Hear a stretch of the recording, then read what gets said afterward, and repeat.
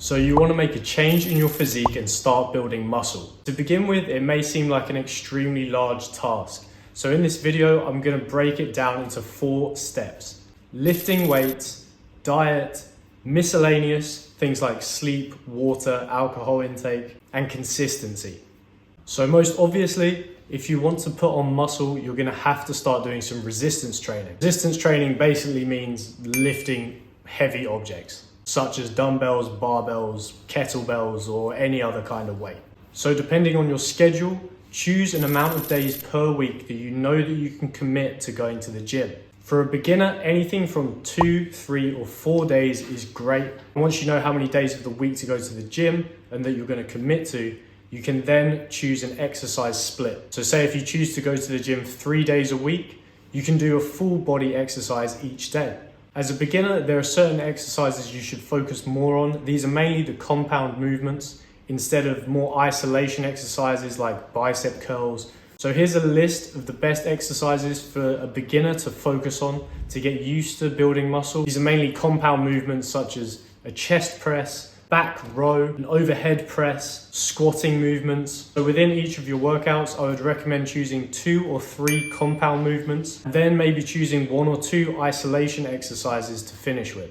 Compound movements will be important if you're a beginner because they train multiple muscles at the same time.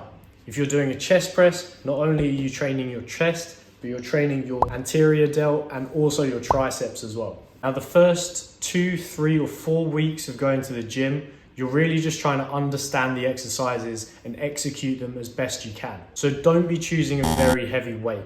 Stick to relatively lightweight and focus on your form. Try and complete the exercises to the best of your ability. So choose a weight where you could do about 10 or 12 reps of an exercise, finish the exercise, and still feel like you probably could have lifted a heavier weight or done a few more reps.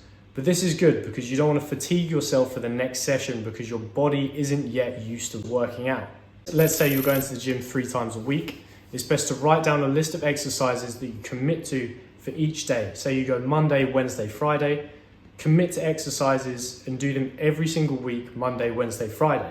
Now where you'll really start to see progress is if you try and progressively overload each session. This basically means increasing how hard it is to perform the muscle building exercise. This can be done through repetitions or increasing weight. So if I'm doing an overhead shoulder press with 12 kilograms for 10 reps, the week after, try and do 14 kilograms for 8 reps. You've increased the weight, you've decreased the reps, but that's fine. You're still making progress because you've increased the weight. Alternatively, you could also say you're doing 12 kilogram dumbbells for 10 reps.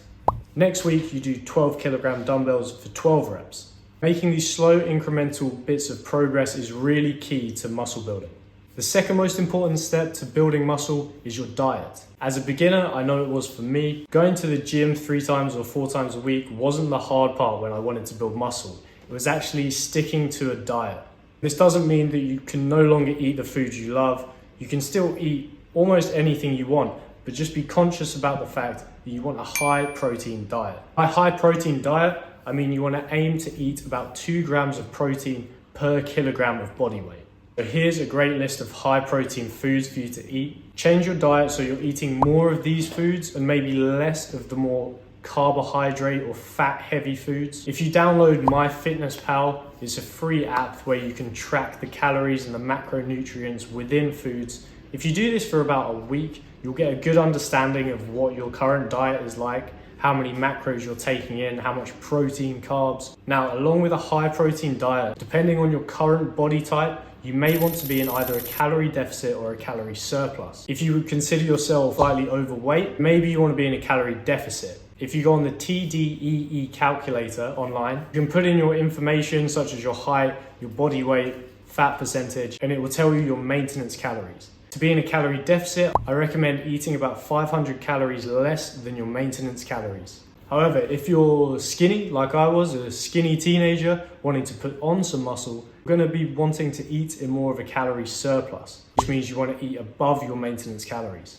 So if your maintenance calories are 2,800 calories a day, maybe you want to be eating around 3,000 to 3,200 calories a day. What may help as well if you're looking to have more of a high protein diet is to buy things like protein powder. Protein powder is essentially just a tool to increase your protein intake throughout the day. Number 3 is the miscellaneous category. And this is things like sleep, alcohol intake, water intake, and rest days. And these things are more just being a general healthy human than muscle building, but they're all going to contribute massively to you building muscle. So firstly, sleep. You want to aim to sleep around 8 hours per night. The less sleep you get, less your body recovers, the less well you perform in the gym the next session. Alcohol. If you're going to the pub 5 times a week and you're having 3 beers every time you go to the pub, calories are going to be up here compared to if you're not drinking at all, or you're having maybe 1 or 2 glasses a week. It's going to be a lot easier to maintain your calorie intake. Water. Aim to have around 2 to 3 liters of water a day. Water helps with your general bodily functions, as well as actually making you feel more full, especially if you're trying to be in a calorie deficit. By drinking more water, you won't feel as hungry throughout the day. And finally, rest days. Rest days are very important. If you're just smashing the gym out 7 days a week, you probably will make progress to begin with, but you'll find after a few weeks, your body will be absolutely exhausted and your training will plateau, if not decline. So take rest days, take them often, eat good food on your rest days, and make sure your body is well recovered. And finally, number 4 is consistency. If you do all of the previous steps down to a T, but you only commit to them for 2 weeks, you won't see any progress. This is the hardest part, is consistency. You're consistent with your habits, you're consistent with your diet and your training. Give yourself around 8 to 12 weeks until you see some real progress. If you make small incremental changes to your daily habits, you're going to be far more likely to commit to them and remain consistent, which will inevitably end up in the result that you want, which is gaining muscle. So I hope that these tips help. I've tried to make it as simple as possible in these 4 different stages. To make it easier for you, I have a free Ultimate Gym Dictionary where you can choose exercises and it has descriptions of each exercise for your workouts.